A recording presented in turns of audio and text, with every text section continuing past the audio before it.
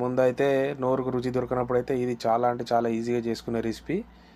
వెల్లుల్లి, మిరియాలు, జీలకర్ర దంచి దాంట్లో 2 చెంచాల కారపొడి వేసి మంచిగా కలిపి ముద్ద తీసి పెట్టుకొని, తర్వాత ఫ్రై ప్యాన్లో నూనె వేడైన తర్వాత జీలకర్ర, ఆవాలు, మినుములు, అదే మినపప్పు, పచ్చిమిర్చి, ఎండుమిర్చి, కరివేపాకు వేసి అవి గోలిన తర్వాత నేను 4 కోడిగుడ్లు తీసుకున్నా, 2 రోజులకు సరిపడేటట్టు.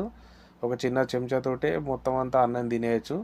సో కోడిగుడ్లు కొంచెం మంచిగా ఉడికిన తర్వాత మళ్ళీ ఒకసారి మర్రేసుకొని అవన్నీ సరిగ్గా గోలినాక పెద్ద పెద్ద ముక్కలుగా కట్ చేసి పైనుంచి కొంచెం అంతా సాల్ట్, పసుపు వేసి మంచిగా కలిపి ఈ ఉన్న మిశ్రమాన్ని అంతా ఒక సైడ్ అనుకొని అదే ఆయిల్లో మనం ముందే దంచిపెట్టుకున్న కారం ముద్ద వేసుకొని అది కూడా నూనెలో కొంచెం ఫ్రై అయిన తర్వాత, నూనె తక్కువ ఉంటే ఇంకొంచెం యాడ్ కూడా చేసుకోవచ్చు.